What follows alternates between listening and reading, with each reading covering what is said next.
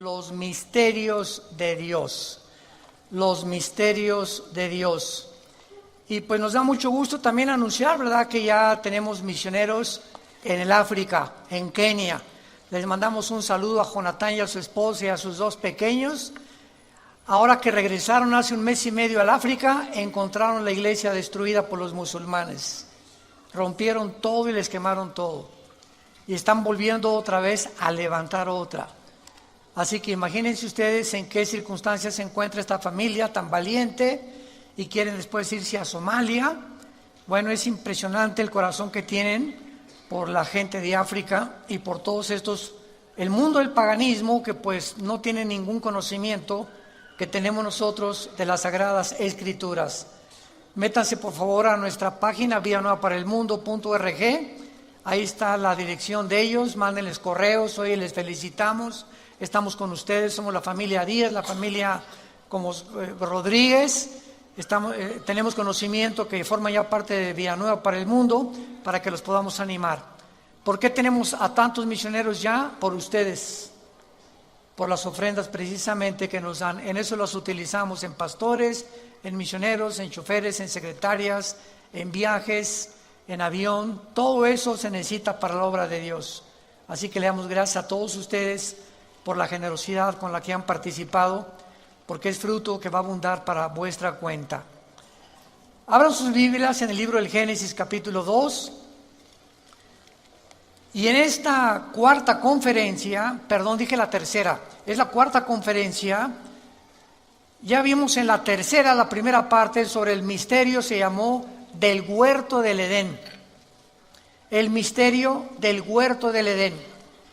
Y cuando venimos a la Biblia, pues encontramos misterios que tal vez tú ya has leído muchas veces, o versículos, o libros, y que el año que entra lo vuelves a leer y vuelves a encontrar en lo que tú creías que ya habías leído, cosas que el Espíritu Santo no te iluminó hace 6 meses o el año pasado.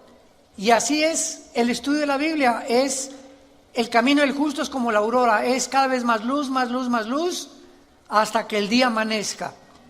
Entonces, la revelación de la Biblia ya está completa. Dios ya no tiene nada que revelarnos del infierno, del cielo o del futuro. La Biblia es un libro sellado. Así termina el Apocalipsis, nadie le puede agregar ya nada, ni le puede nadie quitar nada. Entonces, ahora ya no necesitamos más revelaciones, sino iluminación en lo que ya está revelado. ¿Me van siguiendo? Entonces necesitamos luz, que el Espíritu Santo es la oración que hacía a la iglesia de Éfeso el apóstol Pablo, alumbrando los ojos de vuestro entendimiento para que sepáis la esperanza a la que Dios nos ha llamado y cuáles las riquezas de Dios para sus santos y la supereminente grandeza de su poder, el cual resucitó a Jesucristo entre los muertos. Entonces Pablo oraba porque la iglesia de Éfeso fuera iluminada y pudieran ver a través de la iluminación del Espíritu Santo las impresionantes riquezas y tesoros escondidos en la palabra de Dios. Por ejemplo, en el versículo 8, para repetir la última conferencia y puedan ustedes entrar en materia, porque ahorita vamos a terminar el misterio del huerto del Edén.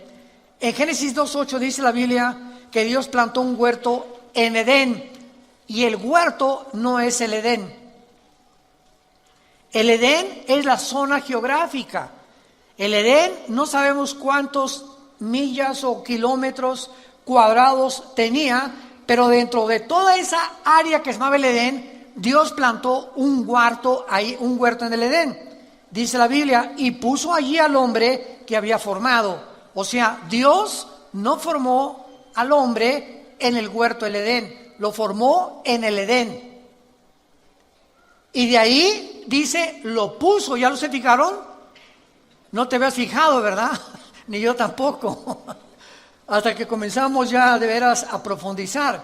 Dios crea al varón en el occidente del Edén. Y el huerto se encontraba en el oriente del Edén. Entonces Dios nos revela la zona geográfica donde puso y colocó al hombre para que en ese círculo, no sé si era bastante grande el huerto, era el lugar donde el hombre iba a pasar la prueba. Ahora bien, la palabra Edén significa tierra de riego en el hebreo, a los que les interese apuntarlo, tierra de riego, y así lo confirma Génesis 13, versículo 10, que era como huerto de riego. Y la palabra huerto es la palabra hebrea gan, con G de gárgara, A de Armando, N de nana. Gan, así como suena. Y se tradujo jardín o se tradujo huerto. Entonces muchas versiones de la Biblia mencionan el jardín del Edén o el huerto del Edén. Son palabras sinónimas. Y en último lugar vimos también en la última conferencia que había 4 ríos que salían del Edén y que regaban la tierra. Y de estos 4 ríos, geográficamente 3 son localizables, como el Nilo, el Tigris y el Éufrates. Que por ejemplo el Éufrates tiene 2.900 kilómetros de largo, y el Éufrates sale desde Turquía y atraviesa casi todo el Medio Oriente y desemboca en el estrecho de Hormuz o en el Golfo Pérsico.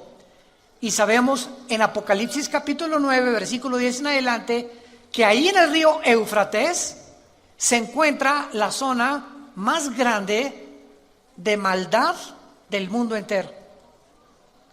En esa zona geográfica, entre Siria, Irak e Israel, se encuentra una zona de maldad donde 4 ángeles están atados junto al río Éufrates, ángeles caídos esperando ser desatados para la batalla final del Armagedón y la tribulación que describe el Apocalipsis. Ahora bien, esto es muy interesante también, ¿verdad? Porque vemos que estos 4 ángeles, ¿por qué 4? Yo me preguntaba, ¿por qué son 4? Y esto es muy fácil de poder deducir. La Biblia nos revela que del libro de Daniel hasta que venga el anticristo iban a surgir 4 imperios, y el quinto iba a ser el imperio del anticristo. Entonces, del libro de Daniel hace 2600 años a nuestros días, cada imperio que surgió en la historia, los babilonios, los medos con los persas que se unieron, en tercer lugar el imperio griego de Alejandro el Magno y el imperio romano, tenían un principado cada uno. Y esto lo explica Daniel capítulo 10, cuando Dios manda un ángel al planeta donde tú y yo vivimos con un mensaje para Daniel, y cuando bajó del cielo el ángel de Dios, un ángel al servicio de Dios, se le atravesó un principado que impidió que el ángel llegara donde estaba Daniel para traerle la profecía de las famosas 70 semanas del capítulo 9 del libro de Daniel. Estuvo tan tremenda la guerra espiritual que Dios tuvo que mandar a Miguel el arcángel para que pudiera librar el espacio y el ángel llegara aquí a la tierra con esta información. Ahí se nos revela pues que todos los imperios han tenido principados satánicos. Por ejemplo, los babilonios tuvieron uno, los medios persas tuvieron otro, los griegos y los romanos. Y estos 4 ángeles son los 4 ángeles atados que pertenecieron a los principados de los imperios de la historia del pasado. Antes de estos imperios solamente hubo el imperio egipcio y el imperio de los asirios. Entonces, en total tenemos, ¿verdad?, nosotros asirios, egipcios, babilonios, medos persas, griegos y romanos. Y estos 6 imperios que la Biblia nos describe y nos corre las cortinas de la historia han tenido principados satánicos, y estos 6 imperios son descritos en Apocalipsis capítulo 17.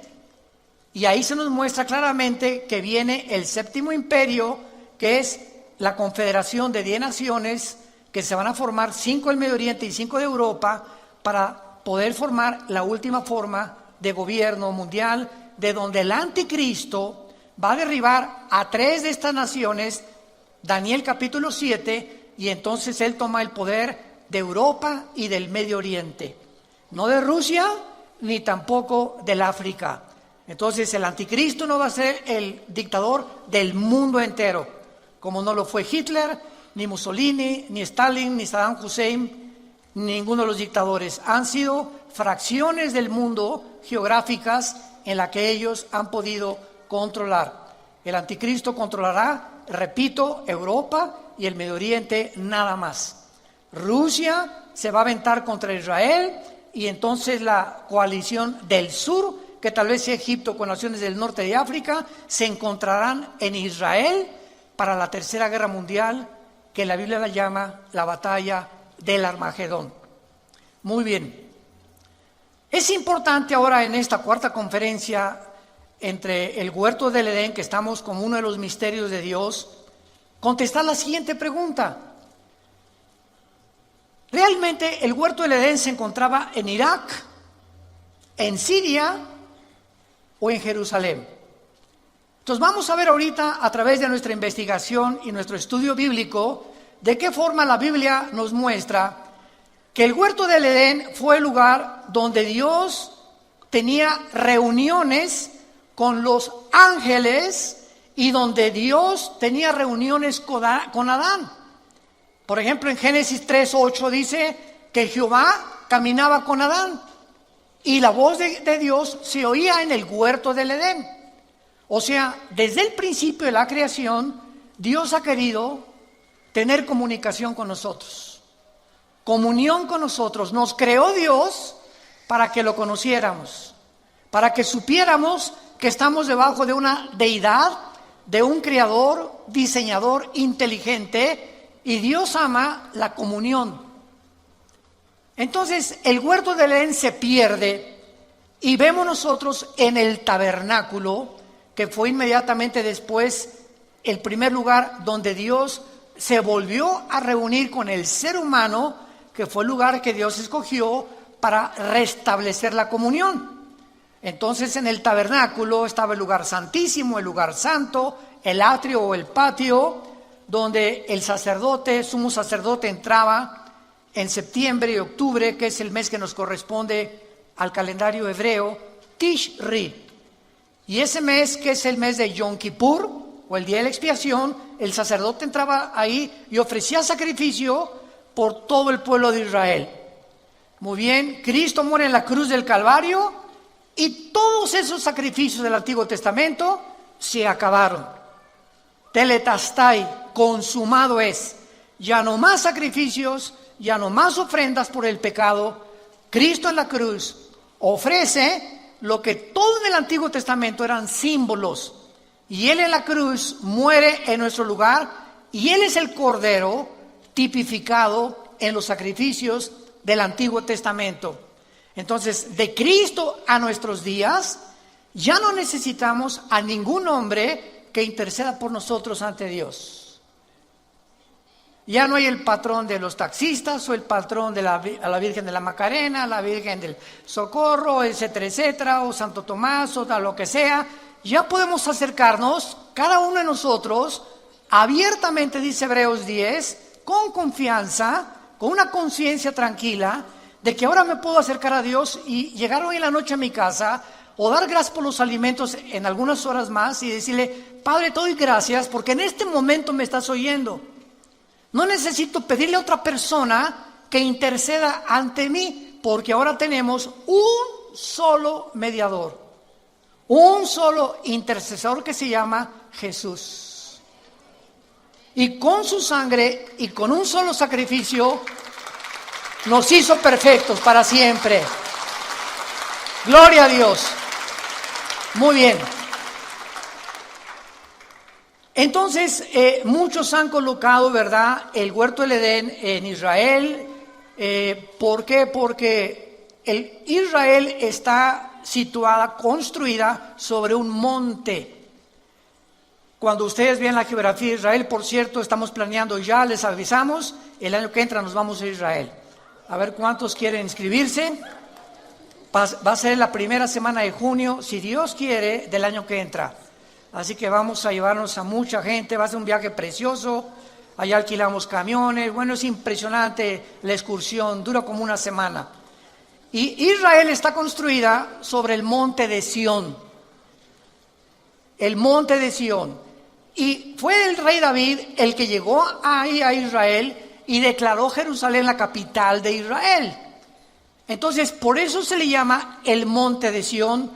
Y muchos teólogos creen que ahí en el monte de Sión, o sea, Jerusalén, estaba el huerto del Edén. Otros han dicho, ¿verdad?, que estaba en Israel, otros que en Irak, etcétera, etcétera. Pero es interesante que, por ejemplo, ahorita en la ciudad de Jerusalén, cuando vayamos, vamos a recorrer Galilea, vamos a comer pescado increíble, ¿verdad, Marta? Se llama el pescado de San Pedro. Es un restaurante junto al mar de Galilea. Nunca en su vida ninguno de ustedes, y yo que me crié en Acapulco, ¿verdad?, y que conozco de mariscos, me encanta el guachinango así enterito, frito, al moco de ajo. El pescado ahí de San Pedro es único, es un sabor que ningún pez en el mundo lo tiene, no sé por qué. Yo creo que están santificados esos peces o quién sabe, ¿verdad? Y ahí nos agarró una tormenta la última vez que fuimos a Israel en el mar de Galilea y supimos lo que era Jesús, ¿verdad? Y bueno, fue una experiencia maravillosa. Pero es increíble, ¿verdad?, cómo nosotros podemos ahí en Jerusalén darnos cuenta que está construida el domo de la roca. Tuve cualquier foto de Jerusalén y hay un domo dorado, ¿ok? ¿No lo han visto? Ahí resalta y se le llama también la mezquita de Omar. ¿Qué es ese domo dorado inmenso que se ve en Jerusalén?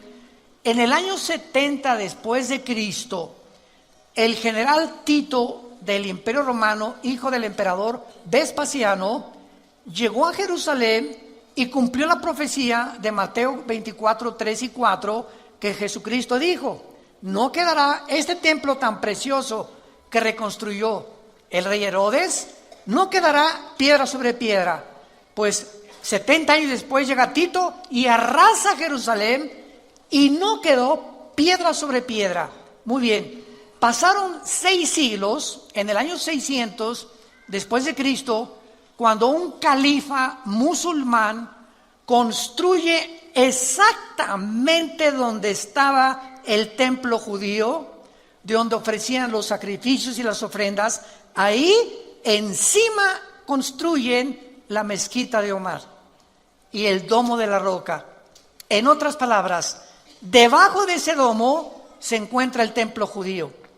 Y esta es la razón por la cual los judíos no han podido reconstruir su templo, aunque ya tienen casi todo el mobiliario y todos los instrumentos que se usaban, pero ellos dicen que tendrían que derribar la mezquita de Omar o destruir el domo de la roca. Si lo hacen, se viene una guerra impresionante en Israel, porque imagínense nada más, es un lugar santo y sagrado para los musulmanes.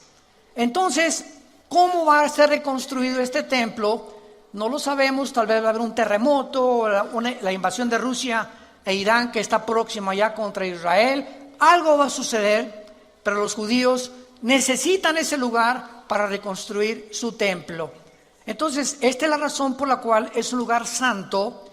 Y es interesante que en la puerta norte de esta mezquita, cuando vayamos a Israel lo vamos a ver, o lo puedes ver en los libros de historia, se le llama la puerta del paraíso.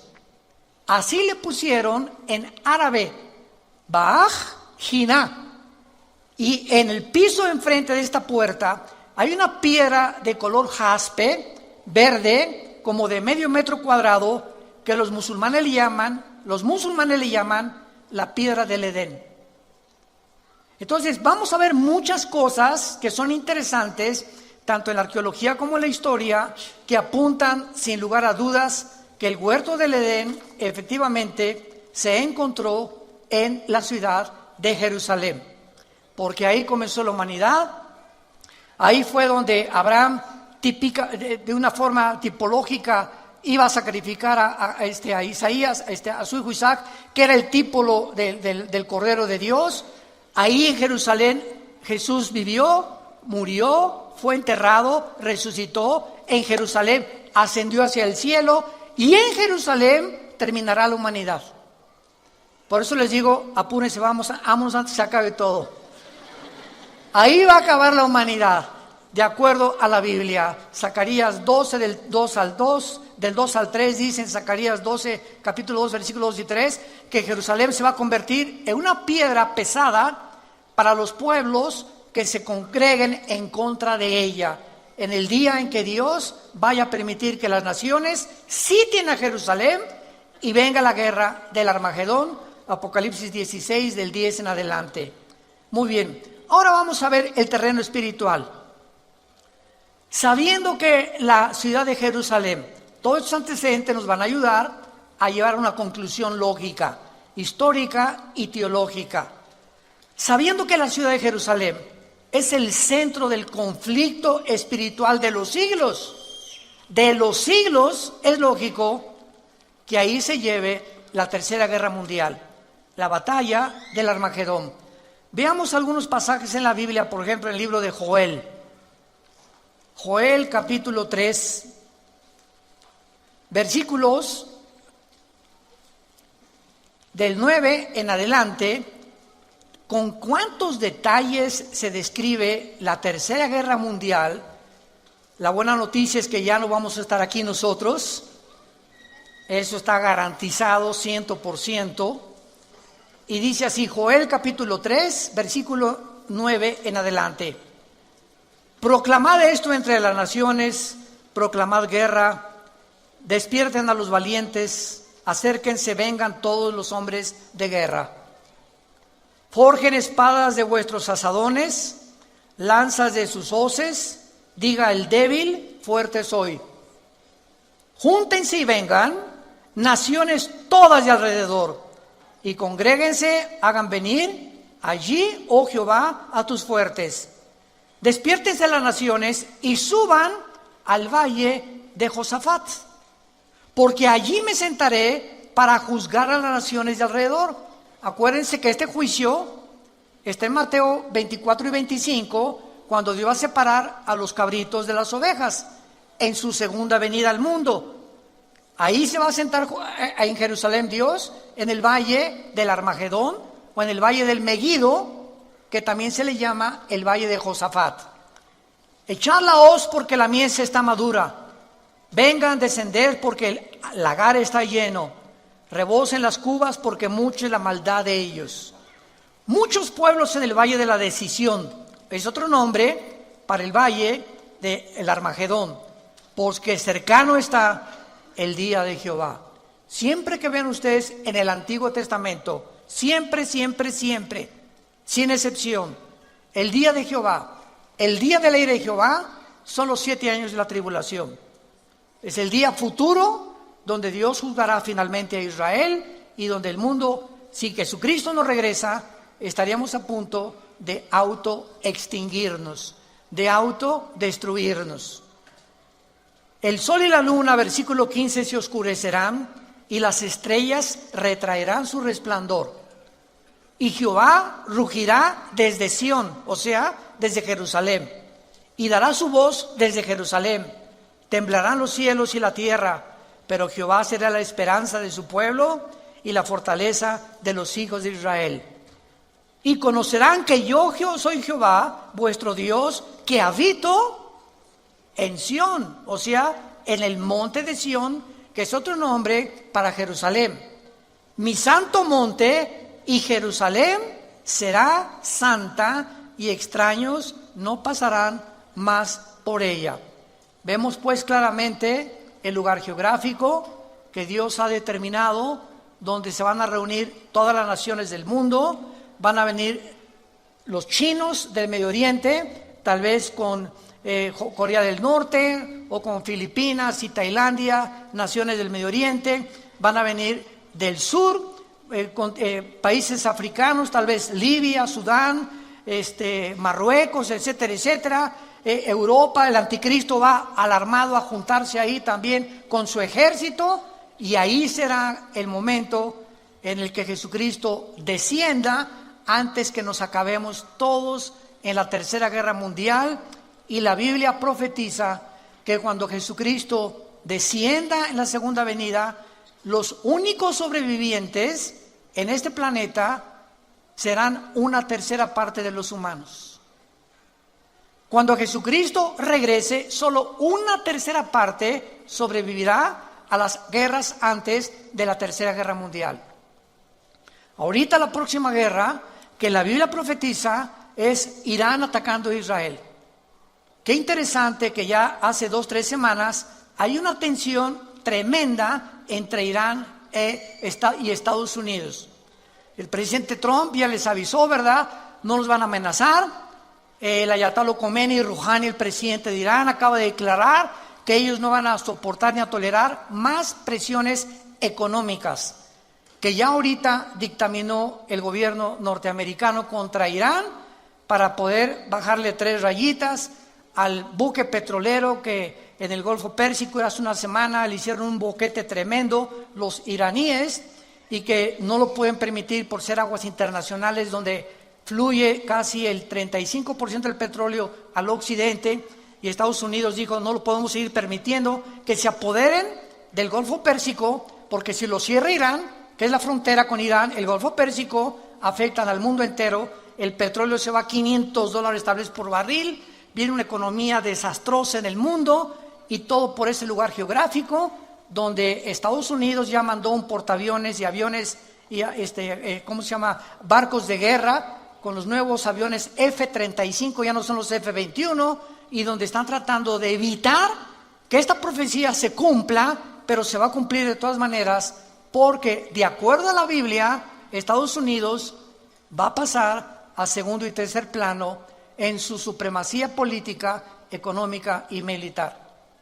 ¿De qué les estoy hablando? De que Estados Unidos va a pasar a segundo o tercer nivel por 3 razones. Una, pueden ser por ataques terroristas, que puedan bombardear Washington, que puedan bombardear el Capitolio y que pueda venir una economía desastrosa para Estados Unidos. Número 2, que venga el arrebatamiento de la iglesia. En el arrebatamiento de la iglesia se calcula que el 40% en Norteamérica son cristianos. En Europa el 0.05.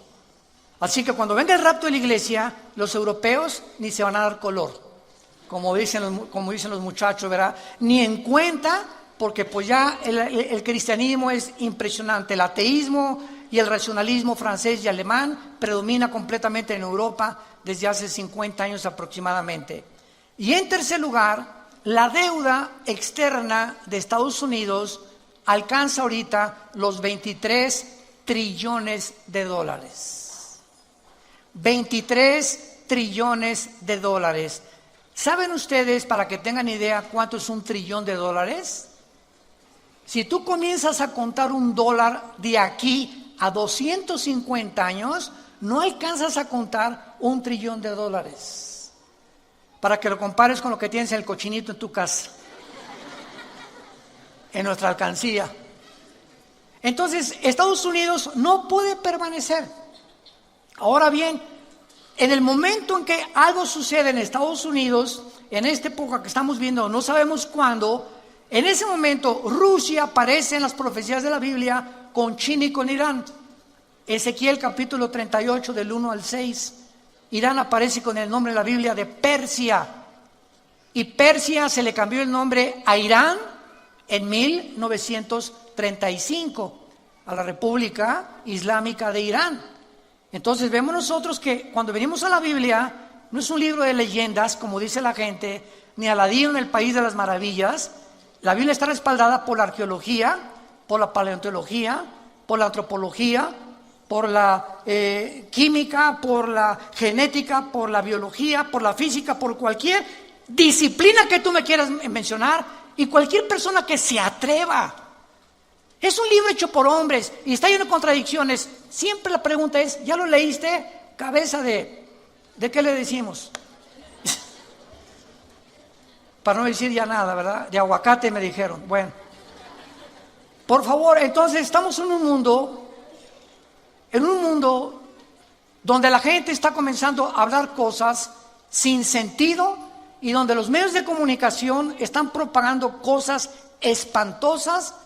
¿Por qué? Porque para que lleguemos al punto que la Biblia profetizó, antes de que nosotros naciéramos y antes de que pudiéramos comprender que los profetas hebreos hablaron al pie de la letra todo lo que profetizaron, el mundo tiene que llegar, escúcheme con mucho cuidado, a la destrucción de la familia. Tenemos que decir que hay una luz y la iglesia es la luz. No hay nadie más que la iglesia cristiana como la luz del mundo. Tenemos que alumbrar y tenemos que ayudar a tanta gente que están autodestruyéndose por una mala información. Muy bien, veamos en Éxodo capítulo 25 de qué forma en el huerto del Edén o en el jardín del Edén, pues era un lugar geográfico con plantas, con manzanas, con frutas, etcétera, etcétera. Y nos quedamos en la que Dios tenía su comunión ahí con el ser humano y el intento de Dios de restablecer la comunión con nosotros y decirnos cuál es el camino. Hizo el tabernáculo Moisés y el tabernáculo tenía dentro un menorá, era como una lámpara de 7 brazos. Something just to put on my mind. Something just to put on my mind. My mind. Yeah, yeah, yeah, yeah. Yeah. Something just to put on my mind. Anytime I see you, you are always on my mind. But no time to talk to you. I've been thinking all night, all day, just to get attention, just to drive your attention away from my mind, just to talk to you, right? You the part of my mind. You the travel me so fly. Girl, I wanna make you my number one. You're gonna be one in a million. I will spend you all my billion. Yeah, you are the one on my mind, one of a kind, one in a million. Yeah.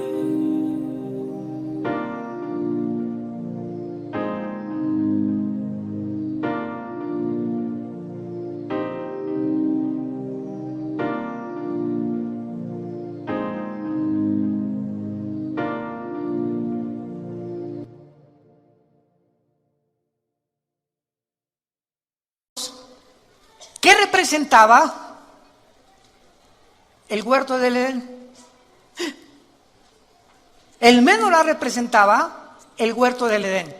Y veámoslo por qué.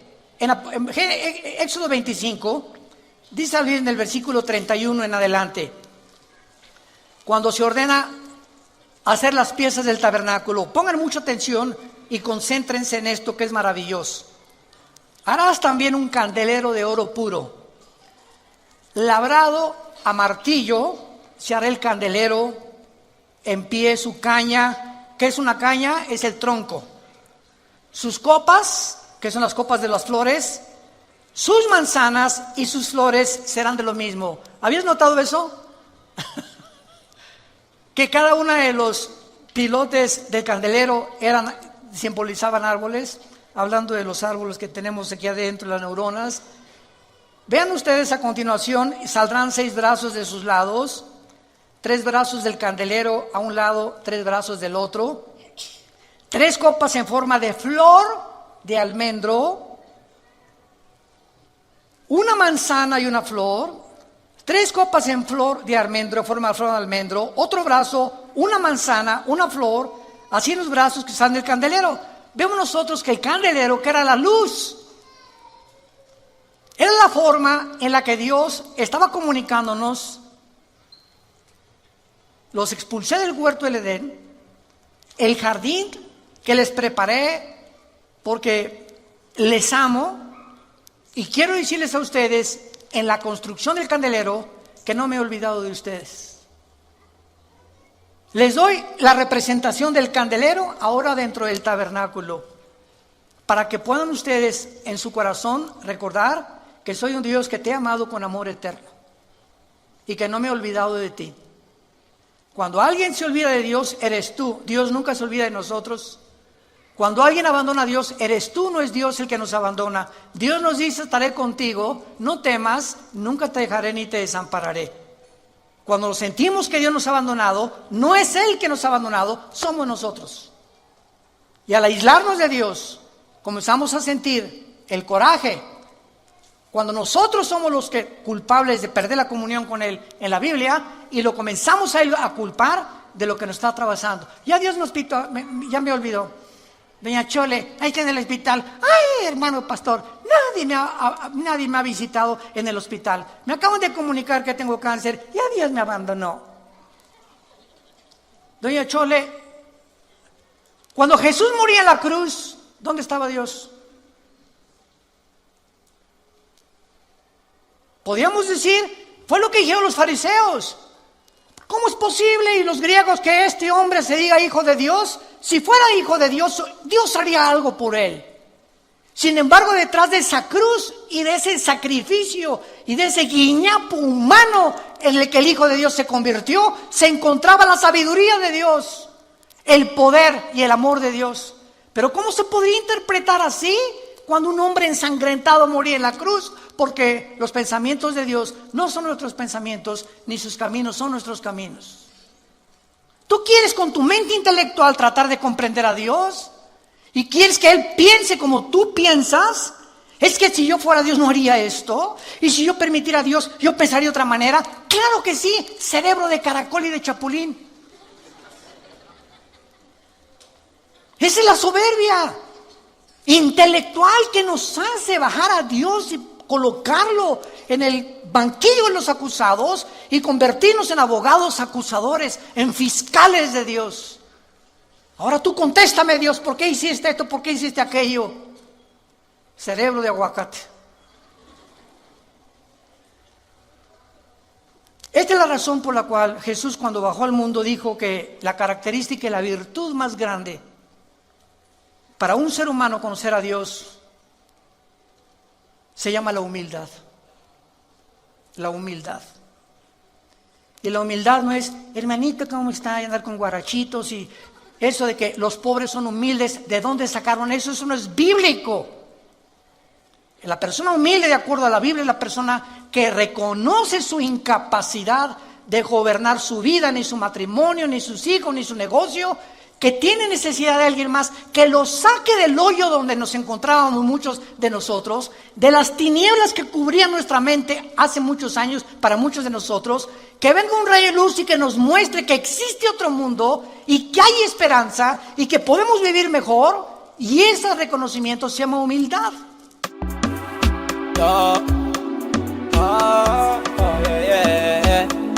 Yeah, on a slow move. Just take it low. 1, 2, 3, go. Shawty wanna go down. Put me on key on the slow mode. Yeah, make it slow down. Give me the vibe on the low down. I like the way you roll it. I like the way you rotate. Just call me the bartender. Give me some wine, Bacardi Rosé. I wanna pop to shy, yeah. I wanna live my life to shy, yeah. Don't it lucky, don't it shocky. Give me the fire, give me the key. Tempo, that's when on it. So I'm on flexing life. I'm on fetch, yeah. I want to make a fresh yeah, yo. Over yeah. I want to make a fresh yeah, yo. Tonight, no time for darling. Put me in the club, no time for stopping. Everybody flex, no time for it. No be say we no bad, no be say we no tight, but we better than them, we are better than the baddest. See them now in the grace.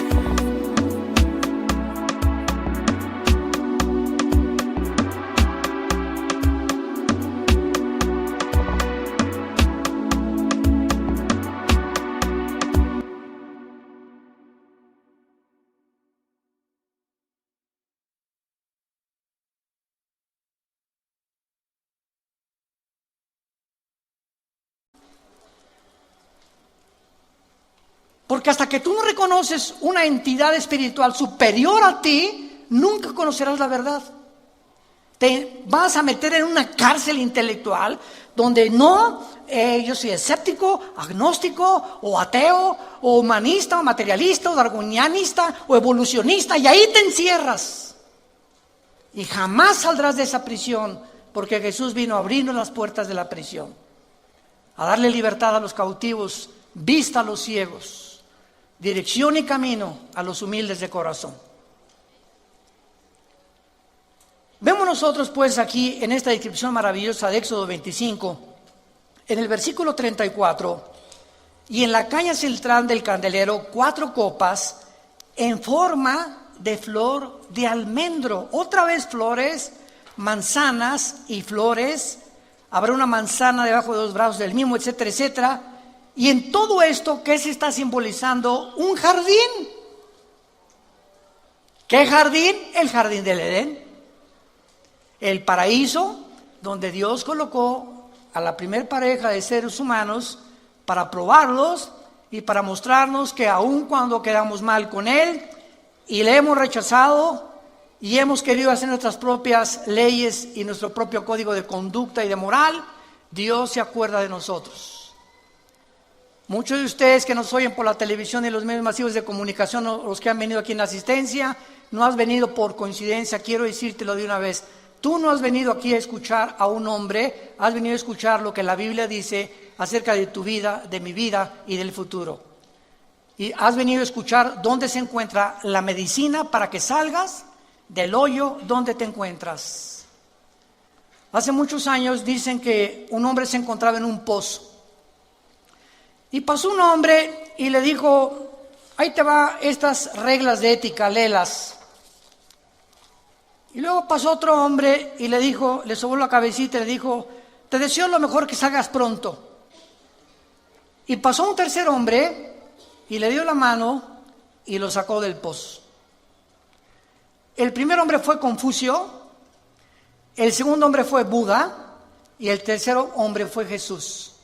De todos los líderes religiosos que ha habido en el pasado, Él es el único que nos vino a sacar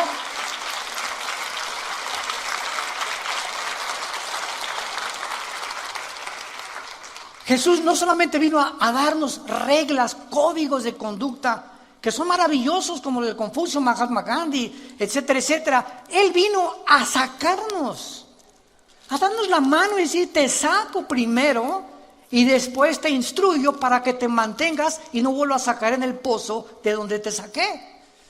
Esa es la diferencia entre las religiones y el cristianismo.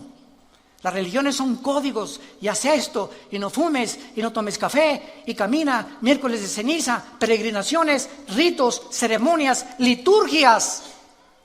Y Jesús es la gracia que se nos da, que no la merecemos, para vivir para Él, sin que hayamos hecho nunca nada bueno. Esa es la gracia. Cuando le preguntaron a un hombre de Dios que diera una palabra para definir el cristianismo, una palabra que no se encontrara en ninguna de las otras religiones, él contestó, la palabra es gracia. ¿Sabían eso? La palabra gracia en ninguna religión se encuentra, más que en la Biblia. Porque por gracia somos salvos por medio de la fe. Y esto no es de nosotros, porque es un don de Dios, para que nadie se gloríe.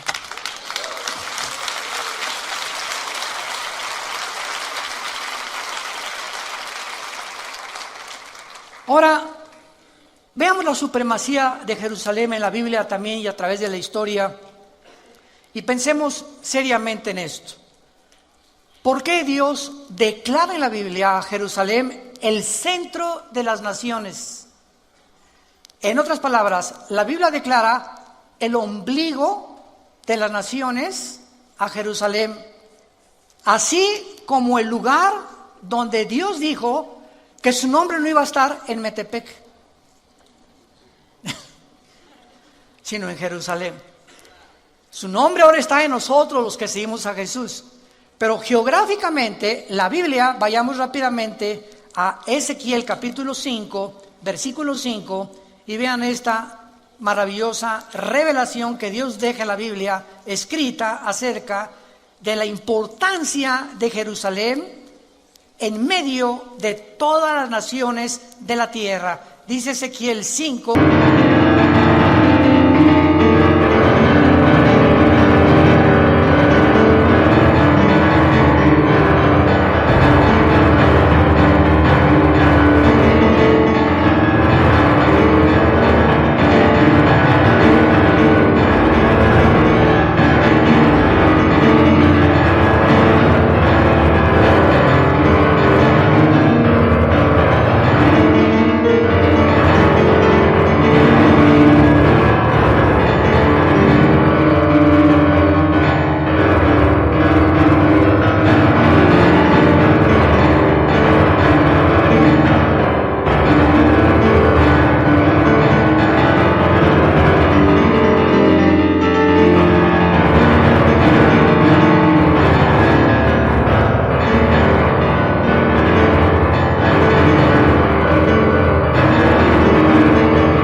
Versículo 5, así ha dicho Jehová, el Señor, esta es Jerusalén, y la puse en medio de las naciones alrededor de ella. Por favor, apunten la palabra en medio en el hebreo, que es la palabra tawech.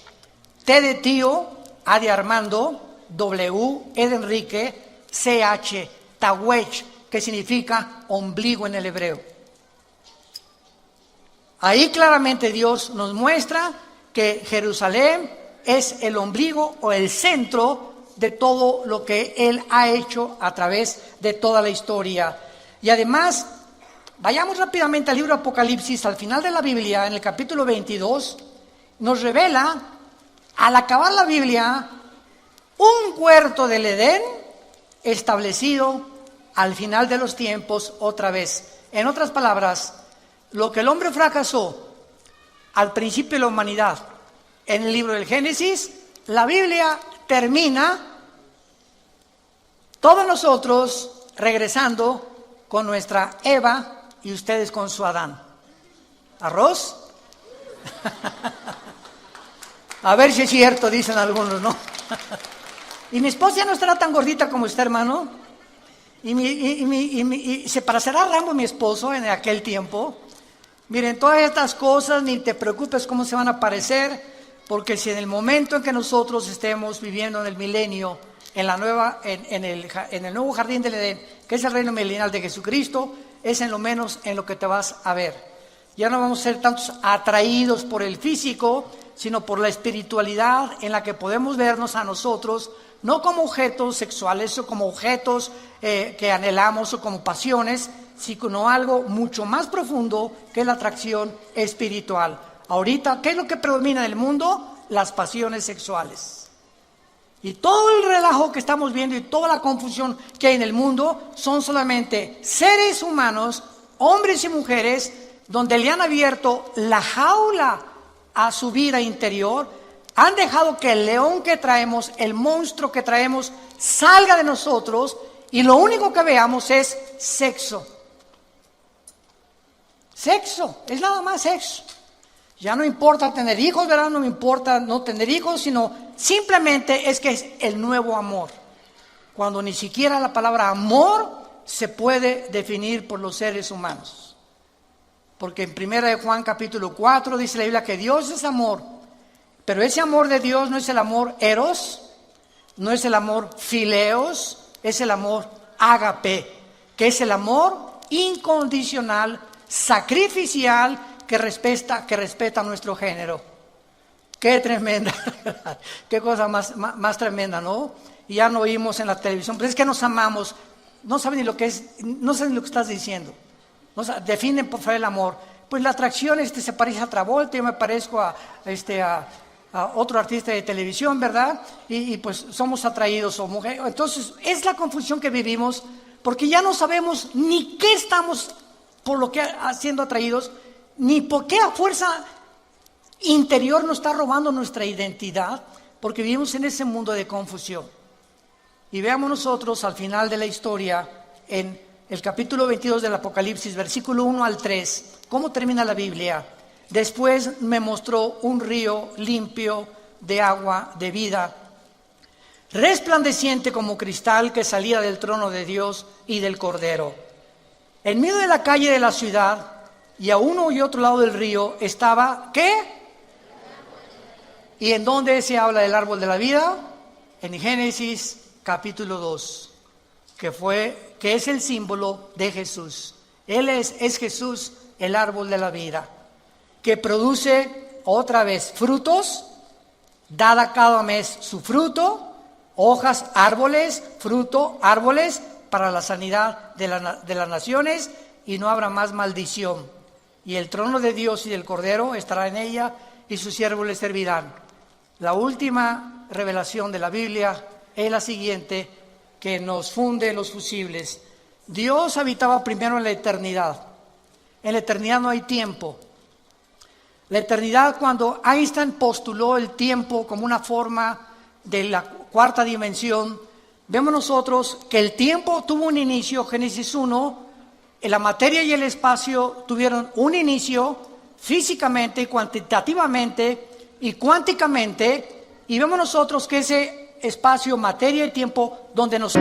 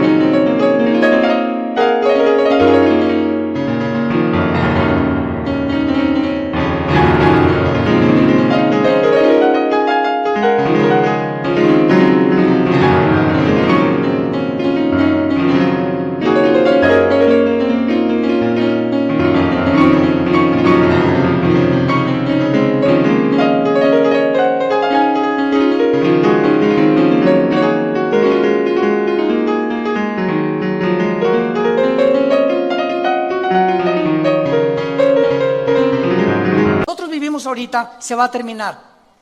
Y cuando Dios creó el tiempo, la materia y el espacio, Él vivía en la eternidad, hizo un tercer cielo para Él habitar ahí.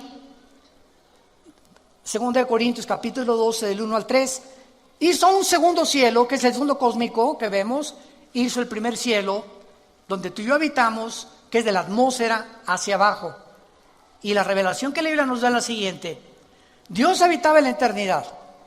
Después bajó a un tercer cielo. Y en el milenio Dios va a bajar de su tercer cielo, donde está su trono, y su trono ahora va a estar en la ciudad de Jerusalén. Ahí va a estar Dios gobernando el nuevo universo y los nuevos cielos y las nuevas tierras que va a crear desde este insignificante, pequeñísimo planeta Tierra donde tú y yo vivimos. El creador de los cielos y la tierra bajará y se sentará y tendremos acceso a Él, como ahorita lo tenemos a través de la oración en el Espíritu, y físicamente nosotros seremos enviados. No sé cuántas galaxias o cuántos mundos va Dios mandar, pero somos nosotros la insignificante iglesia, que somos menores que los ángeles ahorita en sabiduría y en poder, que nosotros vamos a ser puestos arriba de los ángeles. Nosotros vamos a juzgar a los ángeles y los ángeles quedarán ayudándonos como siervos de nosotros, la iglesia. Esta es la posición y es la esperanza y el futuro que Dios nos promete en su palabra. Para que no pierda la esperanza a la que fuimos llamados hasta el final de tu vida. Tu fe y mi fe no es en vano. No es en vano haber confiado en el Hijo de Dios, en el único que nos ha dicho: yo soy el camino, la verdad y la vida. Síguelo hasta el final de tu vida. No desmayes, no te desanimes. Levanta tus alas como las águilas, porque Él te dará nuevas fuerzas. Y si tú has venido en este momento desanimado, desilusionado de tantas cosas, el mundo, en el basurero que nos rodea, porque el mundo está oliendo ya a putrefacción, ya por todos huele a putrefacción, ya amenazas de guerra en la economía, moral, degeneración, perversiones. esto se va a acabar pronto, Él viene por nosotros y en ese día sabrás que valió la pena confiar en el Hijo de Dios. No quisieran muchos de ustedes venir en esta mañana a la cruz de Jesucristo. Te damos gracias, Señor, en esta mañana por tu palabra, porque nos manda, Señor, que podamos nosotros en nuestro entendimiento fijarlo ya claramente y esperar por completo en la gracia que se nos traerá cuando Jesucristo sea manifestado. Aquel varón que bajó del cielo a este mundo, que fue crucificado, muerto, enterrado y resucitado a los 3 días, vive y quiere entrar a tu vida en esta mañana, en la que Él a través de la Biblia te menciona que te ama, que no quiere tu condenación, que puede transformar tus pensamientos y te puede devolver tu identidad, que muchos han perdido, porque es el propósito satánico, robarnos nuestra identidad. Oh Dios, gracias por haber bajado a tendernos la mano y a morir por nosotros en una cruz.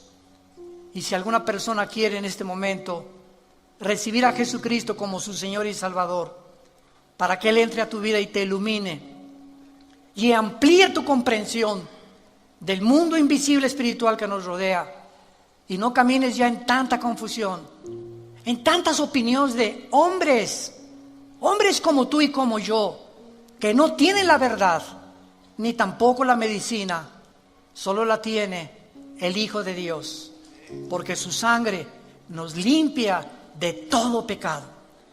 Y si tus pecados hoy fueran como el carbón, y tú me digas, he abortado 8 niños, he matado 50 personas, convertí mi género en otro género, estoy negando mi sexualidad, no importa lo que tú hayas hecho, en la sangre de Cristo verás el milagro de ser transformado en una nueva criatura.